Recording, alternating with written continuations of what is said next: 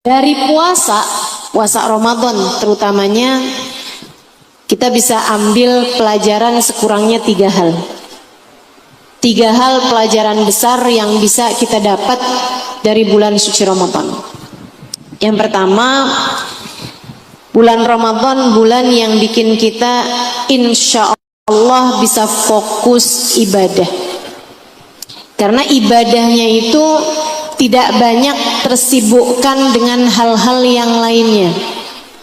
Nih ya, biasanya kita kalau hari-hari biasa, apalagi ibu-ibu nih, makan pagi-pagi udah masak buat sarapan, ya Bu.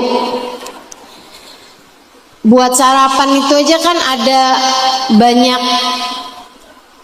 perkara-perkara kecilnya yang harus dipikirkan. Kayak nyiapin piringnya, cuci piringnya sesudahnya, masaknya juga, cuci-cuci perabotannya, dan seterusnya. Kemudian makan siang. Ada berapa banyak tuh waktu yang kita gunakan untuk sibuk-sibuk urusan makanan. Sibuk-sibuk mengurusi perkara-perkara perut kita. Nah, di bulan suci Ramadan, teman-teman saya sekalian, diringkes jadi maghrib sama subuh. Di waktu-waktu yang memang kita tidak, maksudnya gini, di waktu-waktu yang kalau misalnya kita bisa ringkes, tuh waktu ibadahnya jadi lebih panjang. Dengan kita bangun subuh, mau nggak mau kita bangun juga untuk dapat melaksanakan sholat tahajud, sholat malam. Betul gitu kan? Jadinya kita bisa lebih fokus buat mengerjakan ibadah. Lebih banyak ibadah yang kita bisa dapat di bulan suci Ramadan. Tapi kok saya enggak ya Ustazah? Ya itu kamunya aja. Bulan suci Ramadan adalah bulan yang membuat kita seharusnya bisa lebih fokus menjalani ibadah. Ditambah dengan, Ibu kenal nggak sama penghalang ibadah? Kalau kita mau baca Quran, dia ngomong begini nih, gak usah baca Quran deh, lebih baik nyenengin anak, lebih baik buka TV biar tahu kabar politik terkini. Di saat kita mau dengerin kajian, dia bilangin, tapi nih kabarnya artis itu gimana tuh? Jadi cerai apa enggak ya? Kalau cerai, hak asuh anak jatuhnya ke siapa? Kayak penting banget gitu. Padahal saudara bukan, temen bukan, saksi kagak, dapat harta gono gininya juga enggak.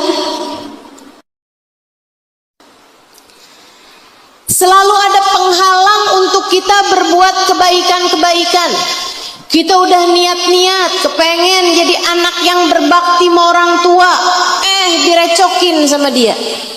Kita udah niat kepengen jadi istri yang solehah, dibisik-bisikin sama dia. Tapi kan suami kamu gak berguna. Tapi kan hidup sama dia serasa berada dalam neraka. Bagaimana mungkin dia mengajak saya menuju surga? Giliran ibu-ibu udah niat-niat kepengen mau jadi ibu yang solehah buat anak-anaknya, selalu memperlakukan anak dengan penuh kasih sayang, dia ngebisikin. Dia bilang, nanti anak kamu jadi manja, nanti anak kamu tuh mentalnya jadi cengeng, nanti anak kamu tuh akhirnya nggak bisa ngapa-ngapain. Dia akhirnya meremehkanmu karena kamu yang lembek sama dia. Ada aja bisikannya. Siapa namanya? Setan. Bulan puasa penghalang ibadahmu diambil sama Allah Subhanahu wa taala. Penghalang ibadahmu yang namanya setan ditarik balik, dibebas tugaskan sebagaimana yang disampaikan Allah Subhanahu wa taala dalam salah satu hadisnya yang disampaikan baginda Nabi besar Muhammad sallallahu alaihi wasallam, "Idza jaa awwalu lailatin min Ramadan, idza jaa Ramadan, futihat abwabul jinan wa ghulliqat abwabun niran wa suffidatis syayatin." Di dalam riwayat yang lain wa sulsilatis syayatin. Apabila datang bulan suci Ramadan, pintu-pintu surga dibuka. Ibadah jadi gampang, menuju ke surga jadi gampang. Pintunya udah dibuka, kamu nggak harus ngetuk, kamu nggak harus nunggu sampai pintu tersebut dibukakan bagimu. Pintunya udah ngablak. Wa ghulliqat abwabun niran, pintu neraka ditutup. Artinya kamu jadi sulit berbuat dosa di bulan Ramadan, udah ditutup. Ngapain kamu gedor-gedor? Jadi orang yang bulan Ramadan juga tetap berbuat kemaksiatan kayak orang yang pintu udah ditutup digedor-gedor sama dia. Jangan jadi orang yang gedor-gedor pintu neraka. Wasulsilatis syayatin wasufidatis syayatin, kata Nabi Muhammad, dan di bulan Ramadan setan-setan diikat, dibelenggu, ditarik tugas, diberhentikan sementara, diliburkan sampai kepada bulan suci Ramadan. Jadi kalau ada orang di bulan Ramadan ngajakin kamu berbuat dosa, ngajakin kamu berbuat maksiat, kamu bilang sama dia, perasaan setan udah diikat.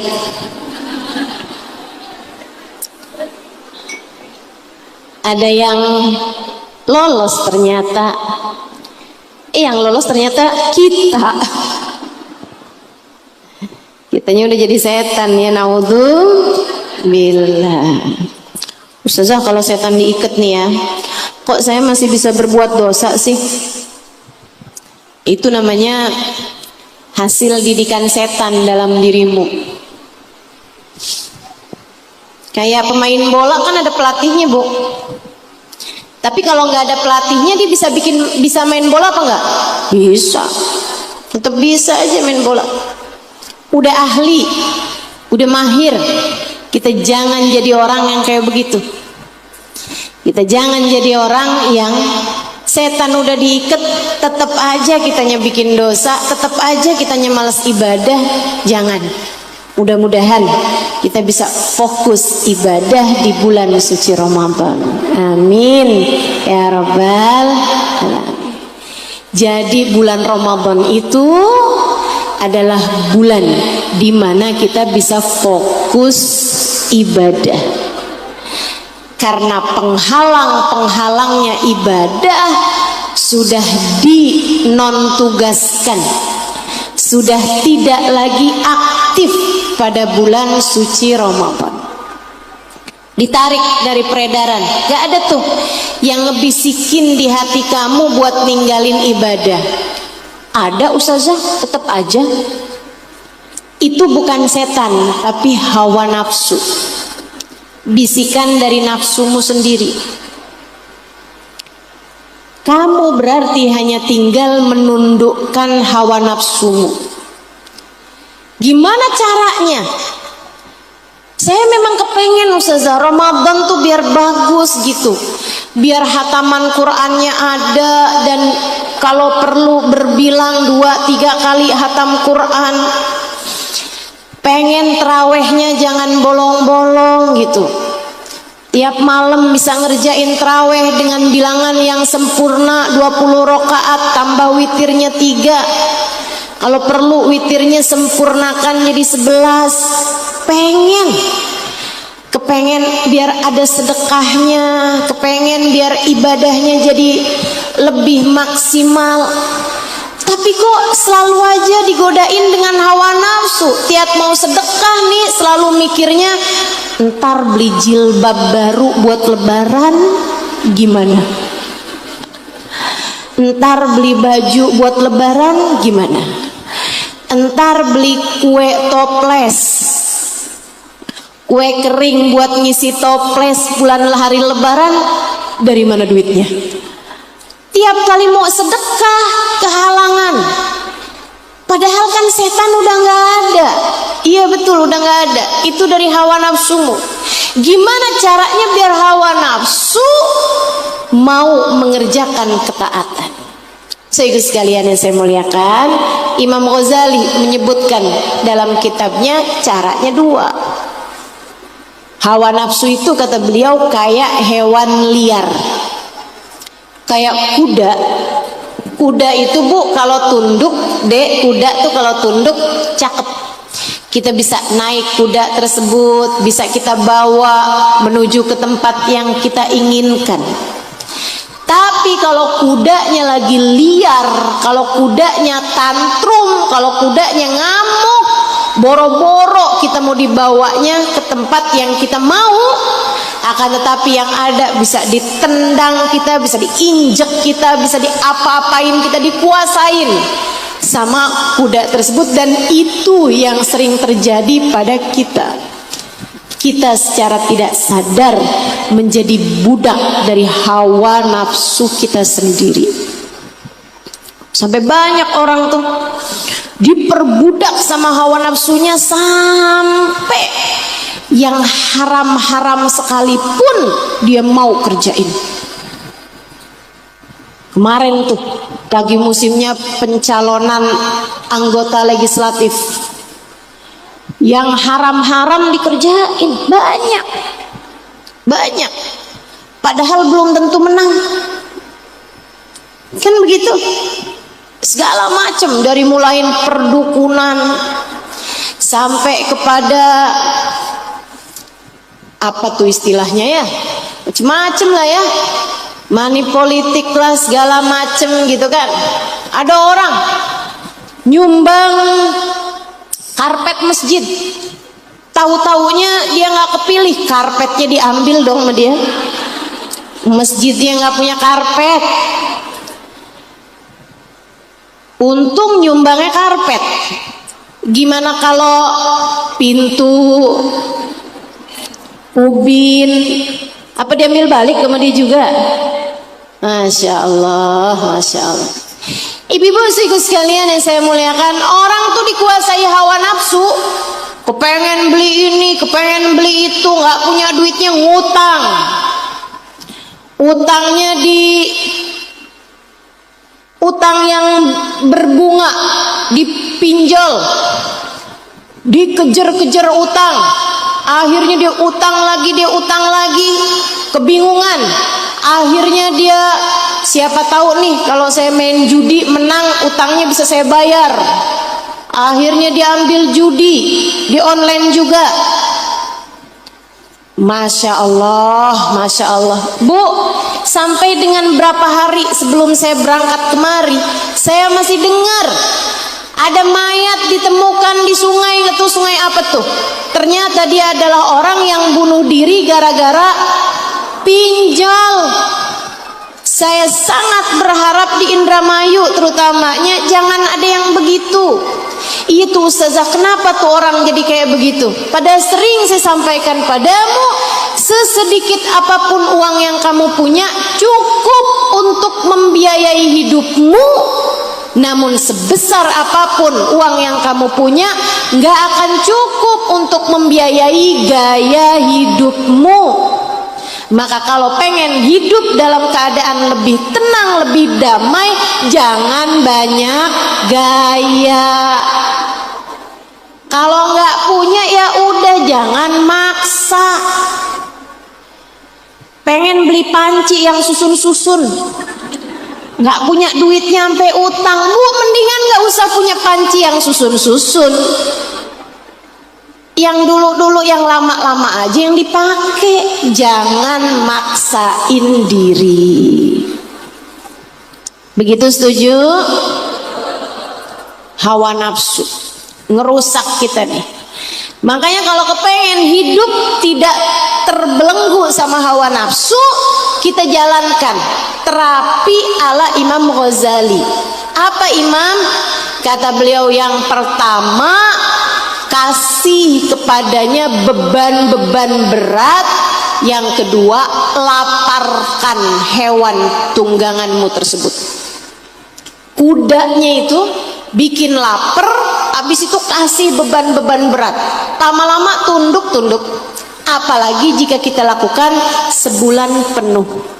Nah, di bulan suci Ramadan. Nih, saudariku sekalian, paksa dirimu untuk mengerjakan ibadah.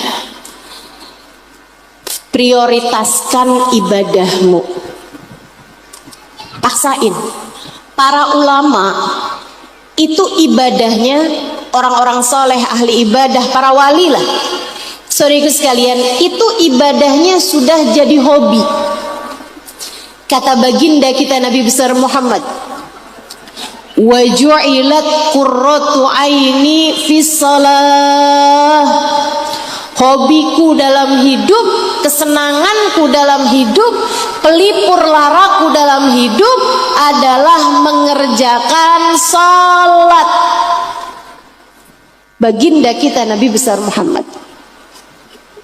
Bu, ibu hobinya apa? Ada yang masak, ada yang belanja, ada yang adik-adik hobinya apa? Nonton drakor. Nah tuh, apa lagi nih hobinya? Jalan-jalan. Iya, banyak nih yang hobinya jalan-jalan. Sampai saya majelis di Indramayu aja yang dari Jakarta, Bekasi pada datang. Dari Sumedang, dari Bandung pada datang, Cirebon, Kuningan pada datang. Saya sih husnuzon, memang segitu senengnya buat hadir majelis, segitu senengnya buat hadir maulid, bacaan maulid gitu ya, tawasul bareng-bareng sama saya gitu. Saya sih husnuzon. Tapi sisi suudon saya,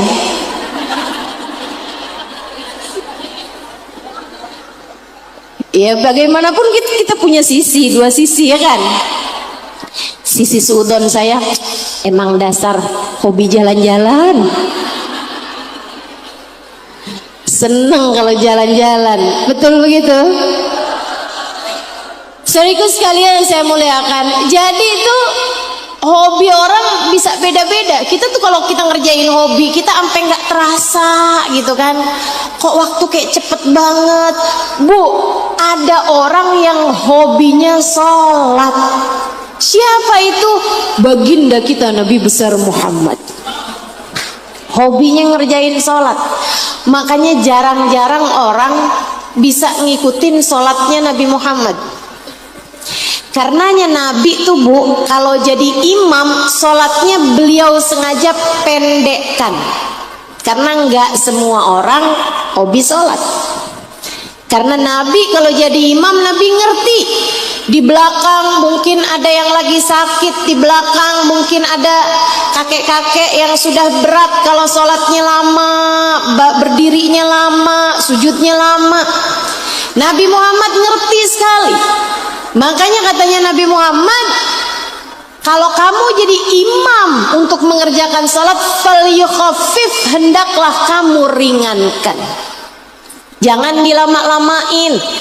Kalau kamu sholat sendirian, terserah mau sepanjang apapun, hak kamu untuk melakukannya. Kita kan suka dibalik. Kalau lagi sholatnya berjamaah, apalagi jadi imam, Bismillahirrahmanirrahim, kayak dihusyuk-husyuin gitu, kayak disyahdu-syahduin gitu. Begitu sholatnya sendirian, Bismillahirrahmanirrahim, malaikat bingung, surat apa ya? kayak kenal tapi nggak jelas gitu. Masya Allah, Masya Allah. Kalau lagi sholatnya jadi imam, wah ruku sempurna, i'tidal, sujud sempurna. Tapi giliran lagi sholatnya sendirian, kayak capung cebok. Pernah lihat gak capung cebok? Nah tuh orang Indramayu pasti sering lihat dah capung cebok, ya kan? Nih teman-teman saudaraku sekalian yang saya muliakan, ada orang-orang yang sholatnya tuh jadi hobi, kayak baginda kita Nabi Muhammad, dia seneng lama. Nabi itu kalau sholat sendirian lama, sampai Sayyidina Ibnu Abbas alaihi ridwanullah meriwayatkan tentang sholat malamnya Nabi Muhammad. Jadi ceritanya dimaksain diri kepengen ikutan sholat malam bersama dengan Nabi Muhammad. Pas Nabi Muhammad bermalam di rumah istrinya Sayyidah Maimunah yang adalah sepupu beliau sendiri, Sayyidina Abbas ikutan nginep di situ. Kata Sayyidina Ibnu Abbas, boleh gak Rasul, ntar kalau engkau bangun sholat malam, masih kecil ya Sayyidina Ibnu Abbas, masih muda gitu, mungkin umur sekitar 12-an tahun gitu. Katanya beliau, boleh nggak Rasul kalau engkau sholat malam saya dibangunin, saya kepengen ikutan sholat malam bersama denganmu. Oh baik, oke, dibangunin sama Nabi. Gom ya gulam, yuk bangun. Habis dia wudhu ikutan sholat barengan Nabi. Nabi tahajud tapi berjamaah ini ya sama Ibnu Abbas, itu dari riwayatnya. Jadi sekalian, Nabi habis selesai baca Fatihah, Nabi baca surat Al-Baqarah. Ibnu Abbas bilang mudah-mudahan dapat 50 ayat, 100 ayat ruku. Segitunya Ibnu Abbas masih mikirnya 50 ayat, 100 ayat. Bu, kalau kita memikirnya insya Allah nih 5 ayat. Ternyata Nabi baca seluruh Al-Baqarah. Habisnya selesai Al-Baqarah nih Ibnu Abbas nih udah mau siap-siap ruku. Tahu-taunya Nabi baca Ali Imran. Habisnya Ali Imran, Nabi Muhammad baca surat sesudahnya Al-Maidah, habisnya itu An-Nisa. Dalam satu rakaat Nabi Muhammad membaca hampir 10 juz Al-Quran. Kata Sayyidina Ibnu Abbas, saya nggak kuat. Rasanya saya sempat berniat buruk tuh waktu itu. Apaan Syekh? Waktu Ibnu Abbas cerita nih udah Nabi Muhammad udah wafat ya, beliau udah jadi guru di Madinah. Kata Ibnu Abbas, saya berniat saya mau selesaikan sholat saya sendiri aja, mau mufarokoh aja. Sholat sama Nabi mufarokoh gimana ceritanya tuh? Dia bilang tapi saya teruskan juga sampai akhirnya selesai salam. Panjang bener dah kapok saya ikutan sholat sama Nabi Muhammad. Nabi Muhammad kalau sendirian sholatnya panjang. Kalau berjamaah jadi imam tentu saja sholatnya pendek. Kenapa Nabi bisa sholat segitu panjangnya? Karena Nabi seneng. Karena Nabi hobi. Emang bisa ustazah orang hobinya ibadah? Bisa. Dan sebenarnya hatimu tanpa ada terkontaminasi sama hawa nafsu, hatimu tanpa ada bisikan-bisikan setan, sebenarnya kullu mauludin yulad ala fitrah. Semua anak lahir dengan membawa fitrah. Artinya sangat mungkin seseorang menjadi senang beribadah, sangat mungkin seseorang menjadi hobi beribadah. Sehingga sekalian saya muliakan, saya jumpa terakhir tahun 2021 seorang habib di Kota Tarim. Beliau, seluruh keluarganya tahu, seluruh ahli Tarim juga tahu, ibadahnya adalah dengan tiap sehari semalam beliau menghatamkan 1 kali hataman Quran. Sesudah berpuluh-puluh tahun. Bukan amalan baru Bu, dari zaman mudanya sampai masa tuanya. Tiap hari hatam 1 hataman Quran. Tiap hari 1 hataman Quran. Ibu-ibu saudara sekalian, itu orang kalau nggak hobi nggak bisa. Betul nggak? Kalau nggak hobi nggak bisa, Bu. Nah, kayak modelan dirimu itu. Saya mau baca 1 juz buka Quran. Baca beberapa ayat kok kayaknya lama ya. Nggak usah sejus deh, setengah aja. Habis itu baca sampai di bawah Shadaqallahul Adzim. Ada yang kayak begitu? Mana orangnya? Saya.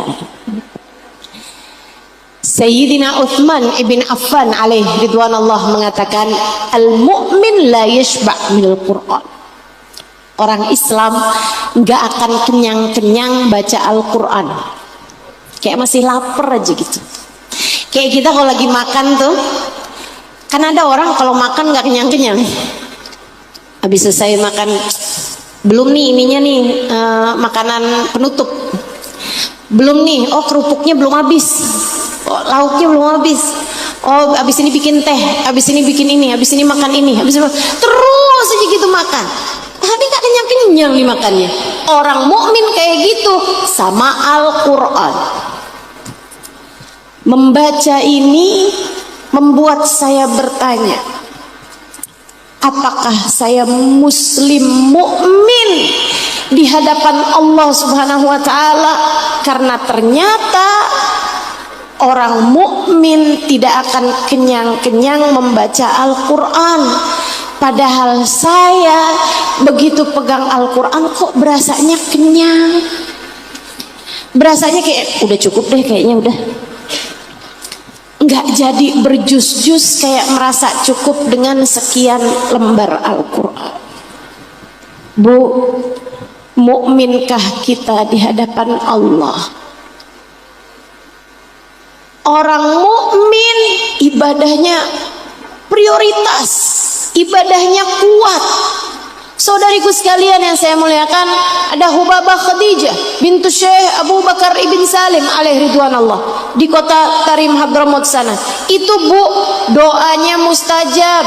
Saya ketika ngelihat wajah beliau, saya ngerti arti hadisnya Nabi besar Muhammad sallallahu alaihi wasallam ketika ditanya tentang tanda wali min auliyaillah.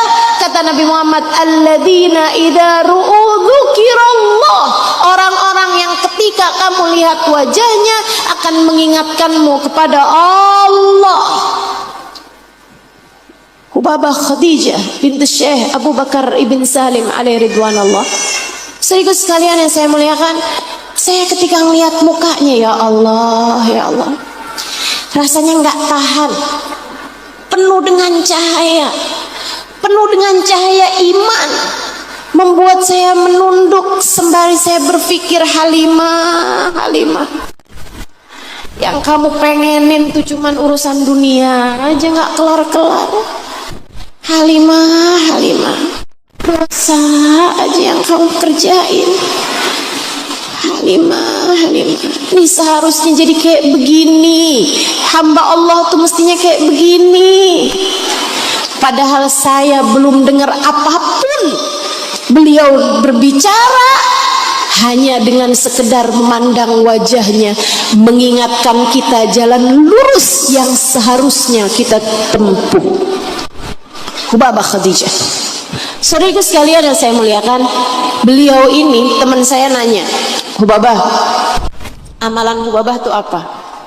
Beliau bilang, saya nak senang baca istighfar. Istighfarnya Hubabah apa? Saya baca istighfar, astaghfirullah lil mu'minin wal mu'minat.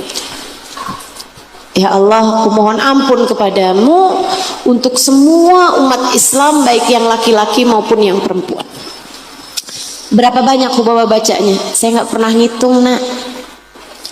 Kapan Hubabah bacanya? Dari mulai habis selesai makan malam, udah selesai sholat isya, makan malam, habis itu saya witir. 8 rakaat. Dia bilang, habis itu saya duduk di sejadah, saya siapin 5 buah kurma sama air segelas. Saya bacanya seukuran itu. Duduk, astagfirullahaladzim. Hamba-hamba tercinta di sisi Allah Subhanahu wa taala. Kayak begitu cara mereka menjalani kehidupan. Mereka faham arti wa ma khalaqtul jinna wal insa illa liya'budun. Tidaklah kami ciptakan jin dan manusia kecuali buat ibadah kepadaku, kata Allah. Aku ciptakan kamu buat ibadah kepadaku. Waktu kita banyak kita buang-buang buat hal-hal yang gak berguna buat akhirat kita. Bahkan yang mungkin bikin kita malu di saat amal ibadah kita dibuka di akhirat nanti. Gimana caranya nih biar hawa nafsu kita ini lebih mudah diajakin mengerjakan berbuat kebaikan? Gimana caranya biar hawa nafsu kita ini lebih tunduk terhadap ketaatan kepada Allah? Bahkan ada di antara kita umur udah 50 tahun, umur udah 60-an tahun, belum bisa istiqomah juga bangun malam. Mau kapan nungguin? Apa yang kamu tunggu? Segitu tuanya rambut udah pada beruban, tahajud masih belum bisa juga, bahkan bangun subuh pun udah mulai kelihatan terang gitu cahayanya. Subuh pun seringkali kelewatan. Kamu pikir kamu nggak dihisab di akhirat? Kamu pikir di akhirat nanti dengan cara hidupmu seperti itu kamu bisa dengan mudah melewati jembatan Sirat? Kamu pikir dengan cara hidupmu semacam itu, belum lagi ditambah dengan dosa demi dosa yang kamu lakukan, ghibah, namimah, marah-marah, nyakitin hati orang, dunia aja isi kepalanya. Kamu pikir dengan cara hidup semacam itu kamu bisa ada di belakang barisan Nabi Muhammad? Atas nama cinta aku sampaikan padamu, Bu, Kak, Dek, Nak, waktumu telah tiba untuk memperbaiki mutu hidupmu. Mulailah belajar memprioritaskan ibadah dalam hidupmu itu. Yuk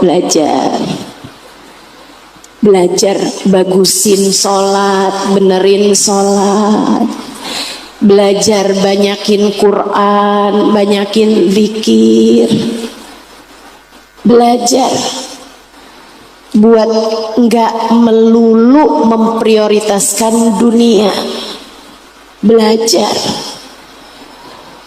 buat mulai memperbaiki ibadah dan ketaatan kita kepada Allah. Insya bulan Ramadan waktunya tarawih jangan bolong. Insya ambil rokaatnya yang benar. Tarawih itu 20 rokaat. 3 rokaatnya namanya sholat witir. Jangan nyari yang paling cepat, jangan nyari yang paling sedikit rokaatnya.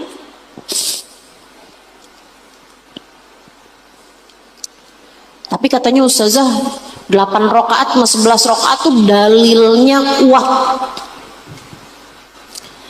Kalau yang 20 rakaat sama tambah 3 rakaat tuh katanya dalilnya lemah. Kamu tahu apa urusan kuat melemah? Coba tanyakan hatimu. Jangan-jangan ucapanmu tersebut berasal dari hawa nafsu yang gak kepengen sholatnya panjang.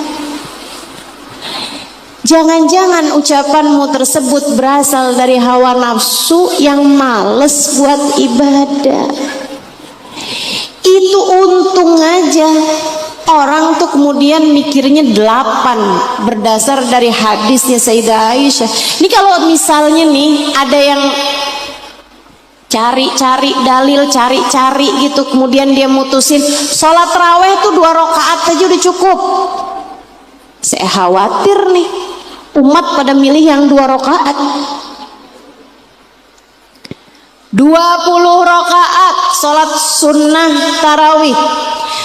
Mudah-mudahan dapat kita jalankan dengan maksimal di Ramadan kita yang kali ini. Amin. Yang serius bilangnya amin. Yang serius niatnya amin. Kita minta pada Allah Subhanahu wa taala, ya man waffaqa lil khair lil khair wa antahum alaih waffiqna lil khair wa inna alaih birahmatik ya arhamar rahimin wa bijudik ya ajwadal ajwadin innahu waliyyu dzalika wal qadir alaih. Ya Allah, Engkaulah yang memberi hidayah kepada seseorang, memberi kemudahan seseorang untuk beribadah, dan Engkau membantu mereka, meringankan mereka dalam mengerjakan ibadahnya. Ya Allah, kami minta padamu, bantu ringankanlah kami dalam mengerjakan ibadah kepadamu. Ya Allah, ya Allah, ya Allah. Insya Allah. Kenapa sih Ustazah emang tarawih segitu pentingnya? Penting. Saya banyak baca hadis mengenai Ramadan. Hampir semua fadilah yang dijanjikan oleh Allah di bulan suci Ramadan selalu menggabungkan antara puasa sama tarawih. Man shoma Ramadan wa qamahu imanan wa ihtisaban ghufira lahu ma taqaddam min dhanbihi. Siapa yang bulan Ramadan puasanya bagus, tarawihnya bagus, maka dia akan diampuni dosa-dosanya. Man shoma Ramadan wa qamahu imanan wa ihtisaban kharaj min dunubihi kayawm waladathu ummu. Siapa yang puasa Ramadannya bagus, tarawihnya bagus, maka dia akan keluar dari bulan Ramadan dalam keadaan seperti bayi yang baru dilahirkan dari rahim ibunya. Ada banyak tuh hadis-hadis mengenai fadilahnya Ramadan. Saudara sekalian, Allah Subhanahu wa taala minta kita untuk menggabungkan puasanya biar benar, sama tarawihnya juga jangan ditinggal. Jadi kita niat tahun ini tarawihnya semuanya sempurna, nggak ada bolong-bolongnya. Insya amin ya rabbal alamin. Tarawihnya habis itu biar ada bangun malamnya. Kalau bangun malam tuh jangan cuma nyiapin sahur doang, ya. Bangun dini hari itu jangan cuma nyiapin sahur doang, tapi biar dapat 2 rakaat, 4 rakaat, gitu kan? Dari sholat tahajud kita biar kebiasaan. Habis selesai bulan Ramadan, jangan kemudian, udah kelar dah. Nggak gitu. Kita teruskan bangun malamnya. Walaupun nggak buat sahur, akan tetapi kita kerjakan terus ibadah-ibadah kita pada Allah Subhanahu wa taala. Insya Allah. Bu, saya banyak ketemu orang soleh. Saya banyak ketemu perempuan-perempuan soleha. Gak ada yang gak bangun malam loh Bu. Gak ada yang gak bangun malam. Bahkan Nabi Muhammad mengatakan, ma'ukidatil wilayah illa fi jawfil lail. Tidak diberikan kewalian kepada seseorang kecuali di waktu sepertiga malam terakhir. Bahkan Nabi Muhammad alaihissalam mengatakan, rakaatan fi jawfil lail kanz min kunuzil jannah. 2 rakaat aja kamu kerjakan di waktu malam merupakan tabunganmu, simpananmu, bekalanmu buat surgamu nanti. Kamu yang kepengen di akhirat masuk surga, maka yuk belajar buat bangun di waktu malam, sholat barang 2 rakaat, 4 rakaat sebelum subuh, kemudian doa, minta sama Allah. Teman saya sampai bilang, saya nggak percaya ada doa di waktu sepertiga malam terakhir yang nggak diijabah sama Allah. Apalagi kalau model muka-mukamu tuh kayak banyak masalah gitu. Cobain bangun waktu malam, minta sama Allah, ya Allah, liatin saya ya Allah, sayangi saya ya Allah seperti Engkau telah menyayangi hamba-hamba tercinta di sisimu. Liatin anak-anak saya ya Allah, jaga mereka seperti Engkau telah menjaga anaknya para kekasih-kekasihmu, seperti mana Engkau telah menjaga hamba-hamba tercinta di sisimu.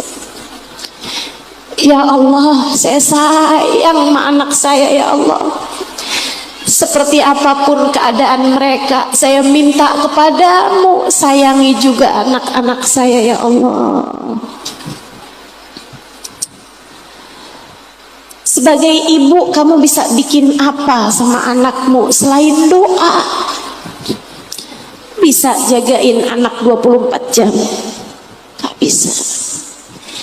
Apalagi kalau anak udah mulai sekolah, udah mulai bergaul gitu kan.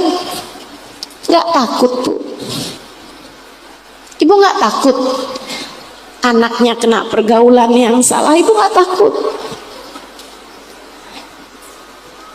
Ibu gak takut kok sampai di luaran anakmu kenapa-napa, dijahatin sama orang? Ibu gak takut? Takut kan? Saya aja yang gak ada anak, saya takut, Bu. Orang-orang yang saya sayangi, saya doain gitu. Ayolah, yuk. Hal terbaik yang bisa kamu lakukan buat anakmu adalah kamu doakan di jam-jam dimana Allah Subhanahu wa Ta'ala memang sedang mencari hambanya. Siapa nih yang lagi ibadah? Siapa nih yang lagi berdoa? Aku akan beri apa yang dia inginkan. Ayo, ibu-ibu sekalian yang saya muliakan, apapun aja yang kamu mau, urusan duniamu, urusan agamamu, semuanya minta sama Allah Subhanahu wa Ta'ala. Cari waktunya yang gak punya banyak saingan. Di sepertiga malam yang terakhir, sainganmu gak banyak. Kalau di jam-jam siang kayak begini nih, jam abis maghrib misalnya, abis isya, kamu doa, ribuan orang lain juga berdoa. Punya banyak saingan kita. Tapi kalau sepertiga malam yang terakhir, itu memang waktu pilihan Allah buat hamba-hamba tercinta di sisinya. Semoga kamu menjadi salah satunya. Amin.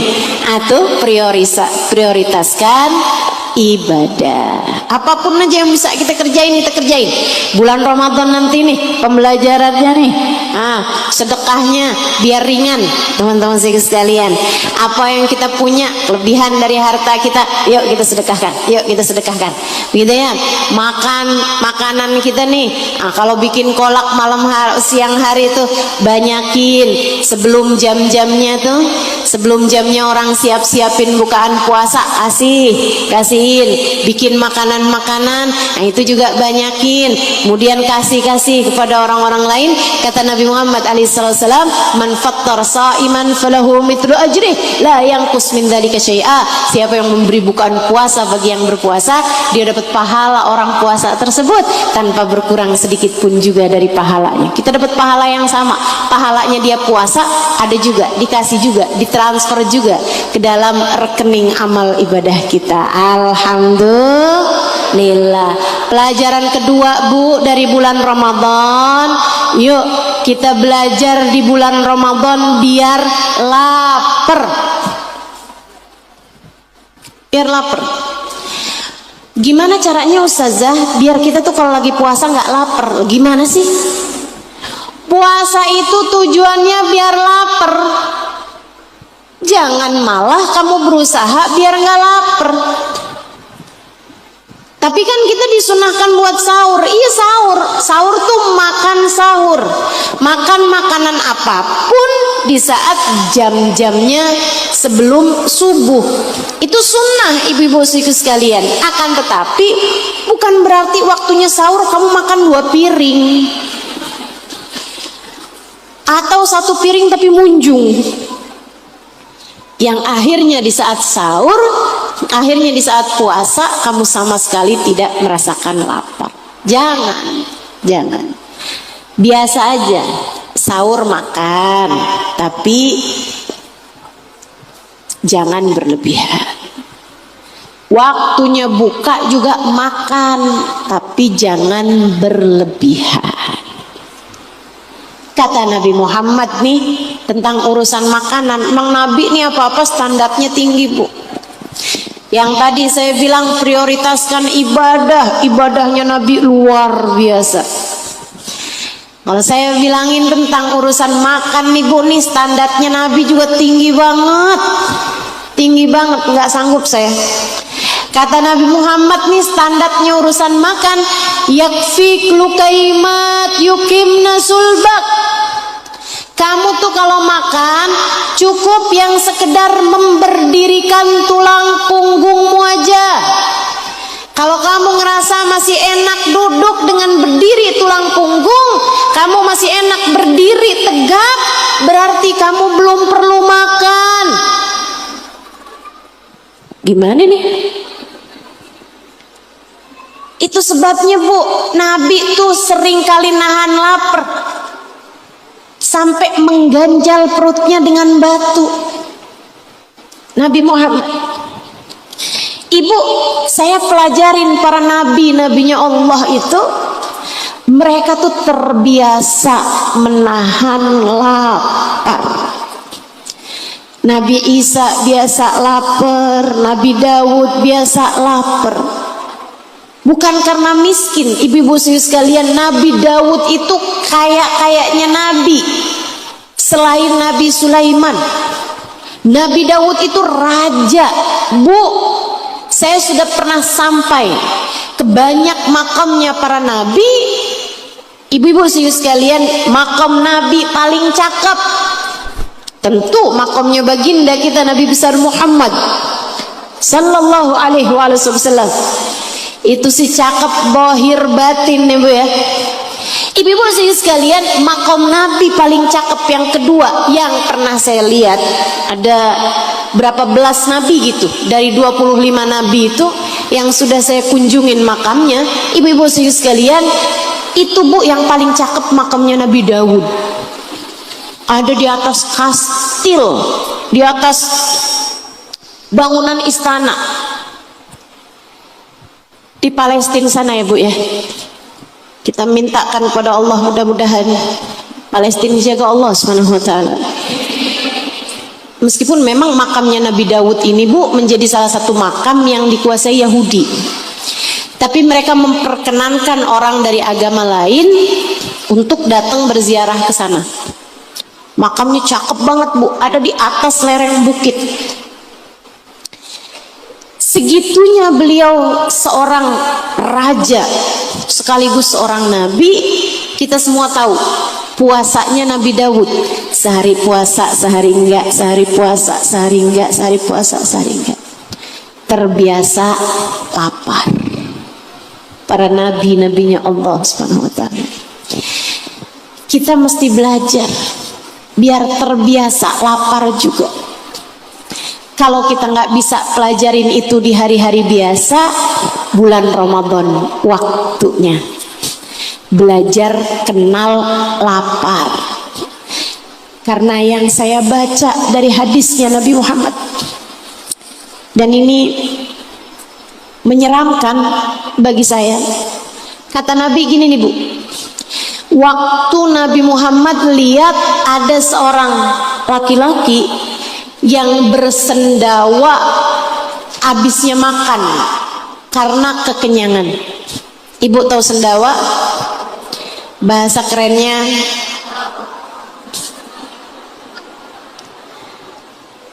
betahak ya. Kalau bahasa Indonesia Indramayu apa? Atop. Oh iya ingat saya atop. Bahasa Jawa Timur gelegean. Itu bahasa Arabnya juta.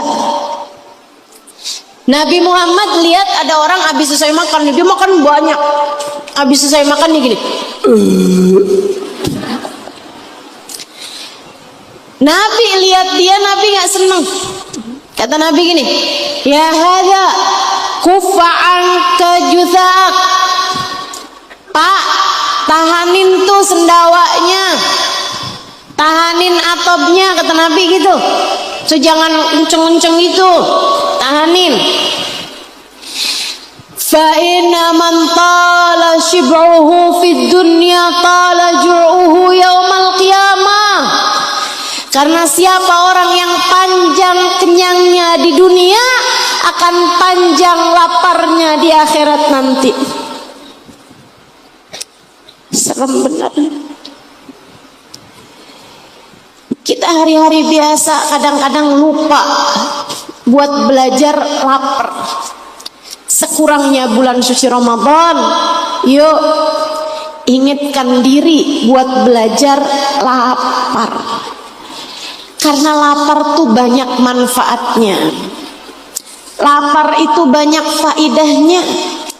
Katanya Imam Ghazali, lapar tuh, perut kalau lapar, anggota tubuh yang lain kenyang. Perut kita kalau lagi lapar, mata nggak kepengen nonton, telinga nggak kepengen dengerin gosip, nggak kepengen dengerin musik, mulut nggak kepengen ngobrol, tangan nggak kepengen banyak bergerak, kaki nggak kepengen banyak jalan-jalan. Jadi itu anggota tubuh kita ini, kalau perut kita lapar, yang lainnya kenyang, yang lainnya kenyang. Tapi dia jadi enak buat kita bawa ibadah. Saya ini santri ibu-ibu, 12 tahun saya nyantri di pondok-pondok pesantren bermacam-macam. Ibu, saya kasih tahu, saya akan sangat kesulitan untuk bisa konsentrasi belajar maupun mengajar kalau perut saya kenyang. Apalagi kalau kekenyangan. Aduh, repot tubuh tuh.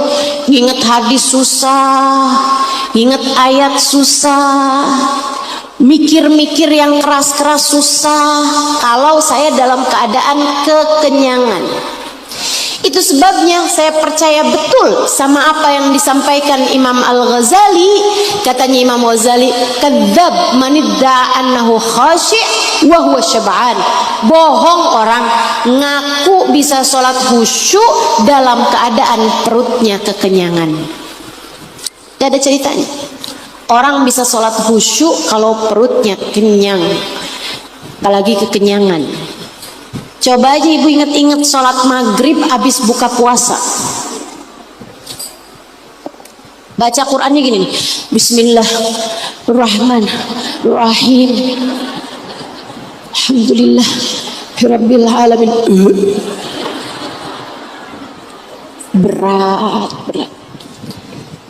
Berat sholatmu. Bawaan mau terawihnya berat. Kalau kamu buka puasanya terlampau kenyang. Yuk belajar buat nahan lapar di waktu kita puasa.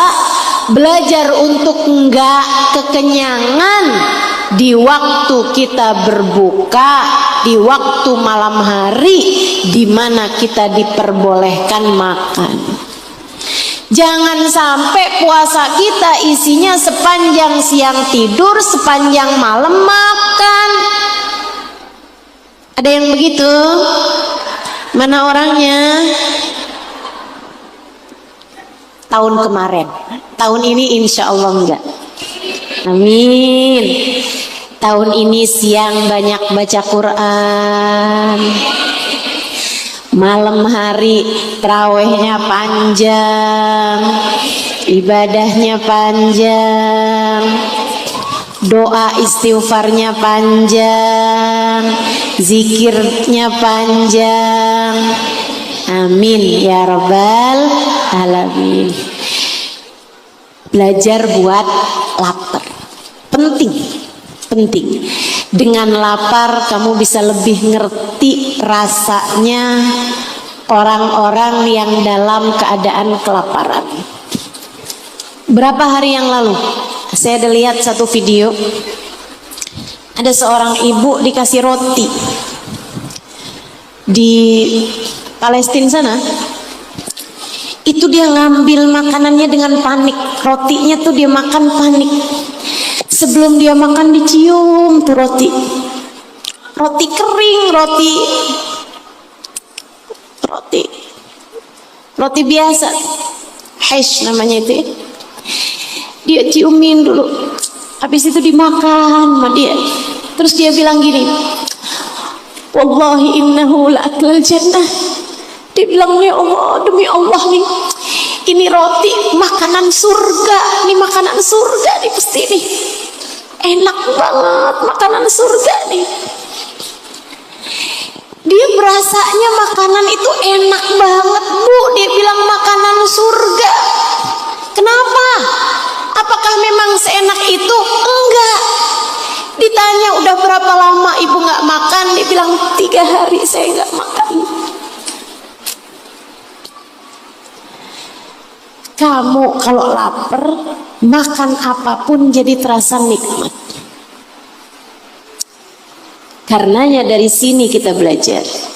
Kalau kamu berasa, saya kok nggak enak makan ya sekarang. Bukan dengan kamu cari makanan apa nih yang saya nafsu, bukan. Kalau kamu berasa, saya nggak enak makan ini, nggak enak makan itu, kurangi makannya. Laperin dirinya. Cobain. Gak enak makan nih, puasa dah. Atau kalaupun gak puasa, laperin. Nanti kalau udah bener-bener lapar, makan apapun berasa jadi makanan surga. Ingat kalau kamu lagi buka puasa tuh, es teh manis rasanya kayak apaan coba? Ya Allah, kayaknya di surga gak ada apa sungai dari es teh manis. Kayak seenak itu gitu, es teh manis di saat lagi buka puasa. Bukan masalah memang seenak itu, bukan. Akan tetapi kamu sedang sehaus itu, sehingga semua makanan, semua minuman menjadi senikmat itu. Karenanya hidup nih kalau kepengen berasa nikmat, mulailah batesin. Ini Bu ilmu besar yang saya dapat sesudah mondok sekian tahun. Saya mondok 12 tahun ibu-ibu. Mungkin yang paling lama di antara yang ada di sini. Ibu-ibu mondoknya berapa lama? 3 hari pesantren kilat. Saudaraku sekalian yang saya muliakan, kamu kalau kepengen misalnya gini ya, ini udah saya coba berulang-ulang kali. Saya kalau ngerasa kok saya susah tidur, misalnya ada hari-hari dimana saya susah tidur gitu. Kalau enggak karena kepikiran satu hal, 2 hal gitu ya. Memang kadang-kadang kan karena ada kepikiran jadi susah tidur. Ini kadang-kadang ada waktunya dimana memang susah aja tidur gitu. Saya nggak ngerti apakah orang-orang lain juga merasakan hal yang sama atau enggak. Tapi saya memang diantara saya ngerasa diri saya kadang ada masanya di mana saya susah tidur.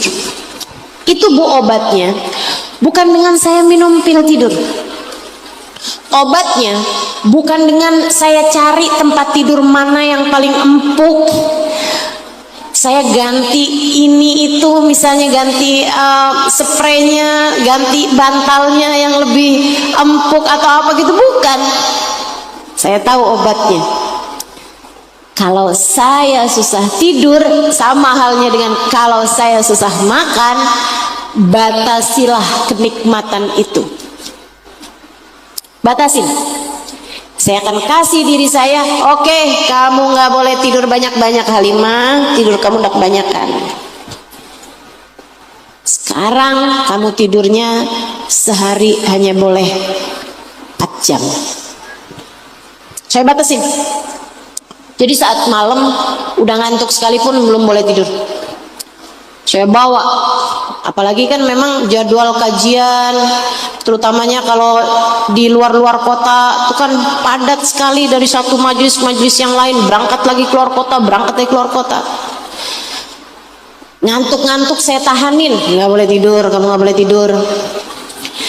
Udah nggak boleh tidur, belum waktunya tidur, nggak boleh tidur. Itu ibu-ibu sekalian, tidurnya jadi nikmat banget sesudah saya membatasi tidur saya.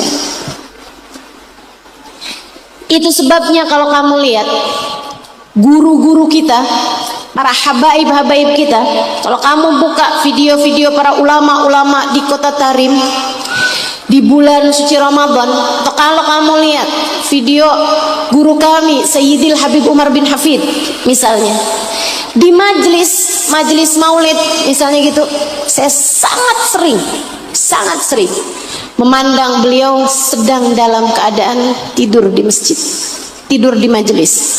Bukan kayak kamu Bu, kalau ketiduran di majelis sebabnya karena senderan di tiang dekat sama kipas, dengerin suara saya berasa kayak didongengin.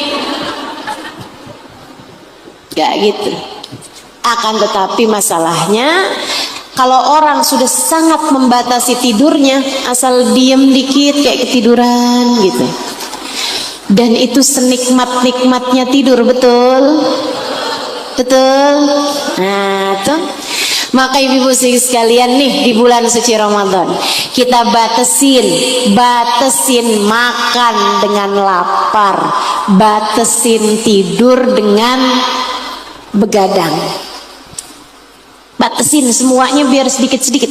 Karena doanya para ulama kita tuh, kalau mau masuk bulan suci Ramadan mereka doa gini, kalau udah masuk Rajab, Sya'ban gitu, mereka doa gini, Allahumma barik lana fi Rajab wa Sya'ban wa balighna Ramadan. Itu doanya Nabi.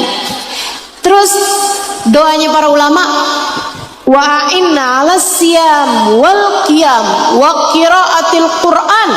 Ya Allah, bantu kami di bulan Ramadan biar puasanya bagus, biar tarawihnya bagus, dan juga biar baca Qur'annya juga banyak, bagus juga.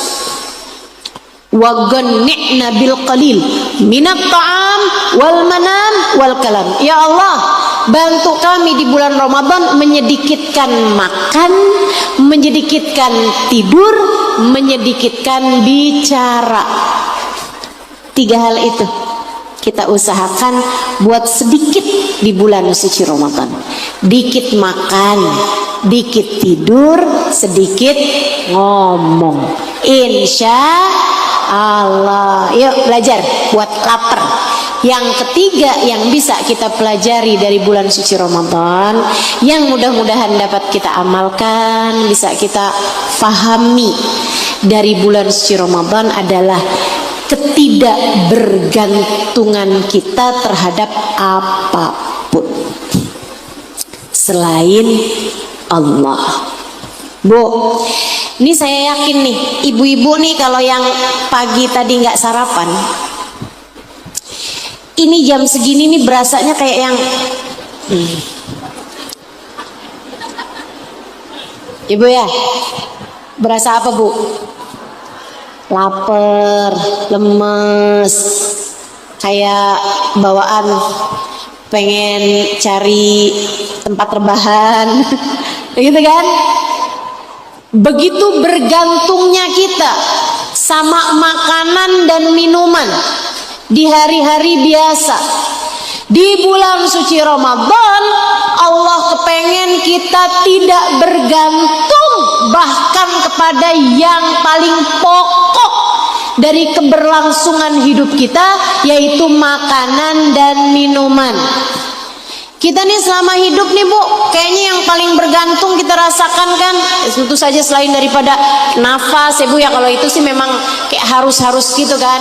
Tapi selain daripada itu gitu, kayaknya yang paling utama tuh kayak yang air, minum, sama makan.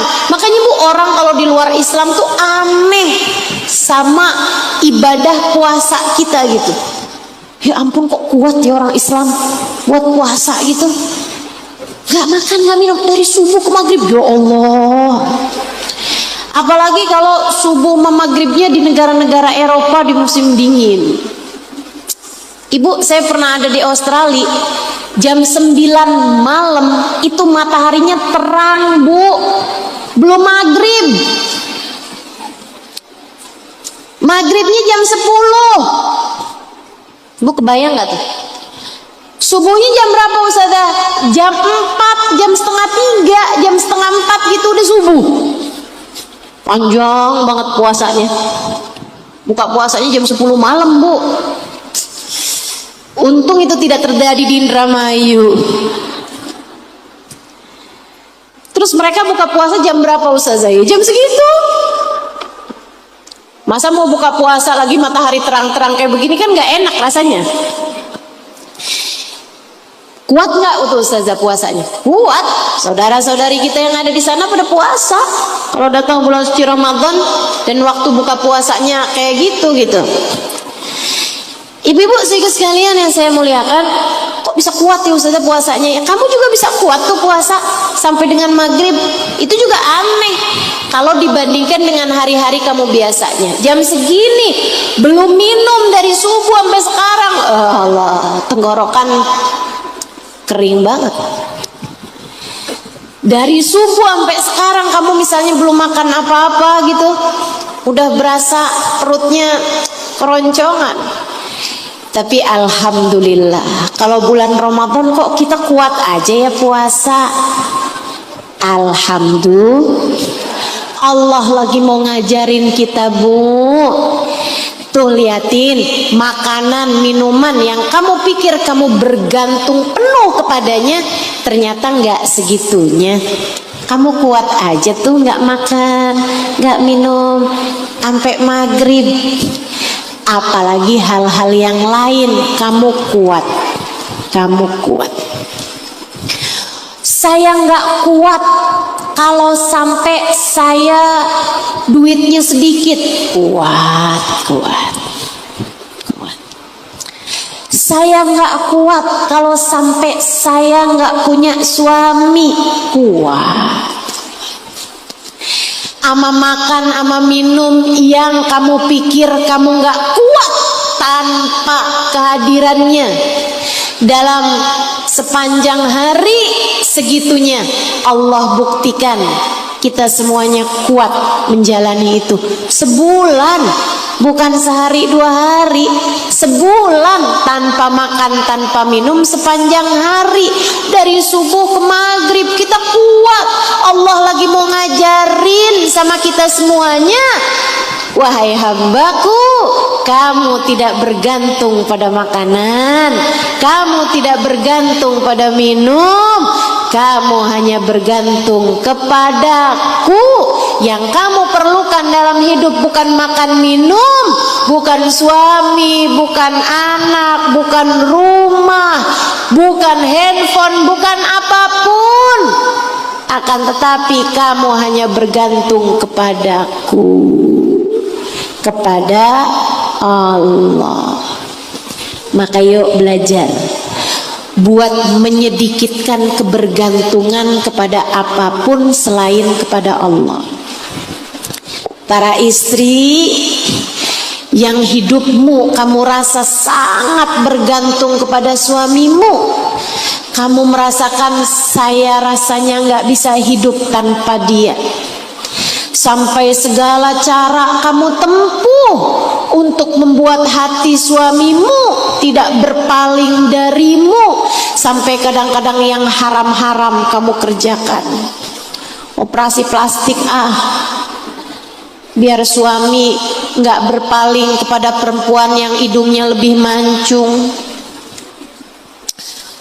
Kamu jagain badan sampai segitunya, naik sekilo aja pusing. Nanti kalau badan saya nggak langsing lagi, suami saya akan berpaling hati. Ibu-ibu sekalian, nggak gitu caranya jalanin kehidupan. Kamu sebenarnya tidak bergantung pada suamimu. Kamu bergantung kepada Allah. Kamu bergantung kepada. Kalau anak saya kenapa-napa ntar gimana? Kalau anak saya nanti kawin kemudian dia ninggalin saya, dia sibuk sama keluarga barunya gimana? Kalau gitu anak saya jangan sampai kawin. Kalaupun dia kawin harus tinggal bersama dengan saya. Saya nggak mau jauh dari anak saya. Nggak gitu Bu, nggak gitu. Nggak gitu. Jangan takut, jangan takut. Ustazah, tapi nyatanya kayak gitu Ustazah. Saya udah tua, saya ditinggalin sama semua orang. Anak-anak saya nggak ada sama saya Ustazah. Tenang, tenang, tenang. Kamu sekarang anak udah pergi meninggalkanmu, tinggal di luar kota jauh darimu. Suami kamu udah meninggal dunia misalnya. Kamu rasa hidup kamu gak ada yang ngurusin. Tenang, ada Allah bersama denganmu. Kamu sebenarnya tidak sebegitunya bergantung kepada manusia. Bahkan kepada makanan minuman sekalipun sebenarnya kamu gak sebegitu bergantungnya. Kamu hanya bergantung kepada zat yang menghidupkan dan mematikan, zat yang membahagiakan atau menyengsarakan. Namanya Allah wasyafi wal kafi. Dialah sang penyembuh, dialah yang mencukupi. Hasbunallah wa ni'mal. Kita cukup dengan Allah. Kita cukup dengan Allah. Ni'mal wakil. Dialah seindah-indah zat yang diserahi berbagai macam urusan. Yuk belajar untuk tidak menggantungkan hati kepada siapapun. Insya itu 3 hal bisa kita pelajari dari bulan suci Ramadan. Malam pertama Ramadan nanti namanya Lailat Nadrah, malam pandangan cinta dari Allah SWT. Besok malam siap-siapin diri ya. Jangan terlalu capek hari itu, biar malamnya kamu jangan cuman tidur. Bisa terawih kamu tidur, besok paginya cuman keburu waktu buat makan sahur gitu. Jangan. Usahakan malam hari itu kamu ibadah sebaik-baiknya. Jangan cuman ibadah zahir. Usahakan ibadah batin, ibadah hati. Besok malam baca Quran, baca istighfar, baca zikir, doa. Banyakin doa. Kamu bilang, ya Allah, ampuni segala dosa. Munajat, kamu inget-ingetin dosamu, kamu inget-ingetin kesalahan-kesalahanmu. Linangkan air matamu, mohon ampun pada Allah Subhanahu wa taala. Mengadulah kepadanya, minta kepadanya, ya Allah, liatin saya ya Allah, liatin saya ya Allah. Liatin saya ya Allah, liatin anak-anak saya ya Allah, liatin suami saya, liatin orang tua saya. Sayangi kami semuanya ya Allah, seperti Engkau telah menyayangi hamba-hamba yang tercinta di sisimu. Saya memang gak pantas buat Engkau liatin dengan cinta. Hati saya banyak aib-aibnya ya Allah. Saya gak pantas kau lihat dengan cinta. Ibadah saya masih begitu jauh dari sempurna. Ya Allah, saya masih belum pantas kau lihat dengan cinta. Hati saya masih mudah suudzon, masih mudah membenci orang lain. Akan tetapi saya hamba-Mu ya Allah. Gak ada yang bisa benerin hati saya selain Engkau. Gak ada yang bisa benerin ibadah saya selain Engkau ya Allah. Saya minta padamu, pandang saya dengan pandangan cinta-Mu. Kasihanilah saya sebagai hamba-Mu ya Allah. Lihatin saya ya Allah, lihatin saya ya Allah. Kenapa minta dilihatin? Karena malam pertama Lailat Nadhrah, malam pandangan cintanya Allah. Idza jaa awwalul lailatin min Ramadan, nadarallahu ila ibadihi bi'ainir rahmah. Apabila datang malam pertama Ramadan, Allah akan pandang hamba-hambanya dengan pandangan penuh cinta. Dipandang Allah dengan pandangan cinta. Ibu dipandang suami dengan pandangan cinta aja beda. Dipandang anak dengan pandangan cinta aja beda. Dipandang guru kita dengan pandangan cinta aja beda, Bu. Gimana dipandang Allah? Allah memandangmu dengan pandangan cinta. Katanya Nabi Muhammad alaihissalam, "Wa man nadarallahu ilaihi bi'aidir rahmah lam yu'adzibhu abada." Siapa yang dipandang Allah dengan pandangan penuh cinta, Allah tak akan pernah tega untuk menyakiti dia sampai kapanpun.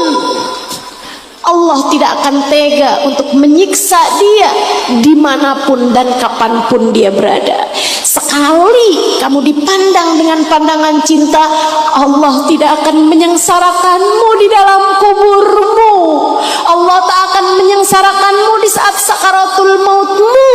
Allah tak akan menyengsarakanmu di padang mahsyar, dan Allah tak akan menyengsarakanmu di hari kiamat. Bahkan Allah tak akan menyengsarakanmu di sisa hidupmu, di sisa hidupmu. Betapa pentingnya kita sama besok malam itu. Betapa pentingnya kita sama besok malam itu. Siapin hati. Allah itu ngelihat dohir, tapi lebih banyak lagi ngelihat batin. Allah banyak melihat badanmu, tapi Allah lebih banyak lagi ngelihat hatimu. Yang Allah lihat tuh hati. Hati yang menunduk, hati yang ngaku salah, hati yang ngaku dosa, hati yang bersimpuh di hadapan Allah, hati yang sujud pada Allah Subhanahu wa ta'ala. Sampaikanlah besok malam banyak-banyak doa seperti ini. Ala ya Allah binadrah minal ainir rahimah tudawi kullama bi min amradin saqimah. Ala ya Allah binadrah minal ainir rahimah tudawi kullama bi min amradin saqimah. Ya Allah, tolong lihatin saya ya Allah, tolong lihatin saya ya Allah.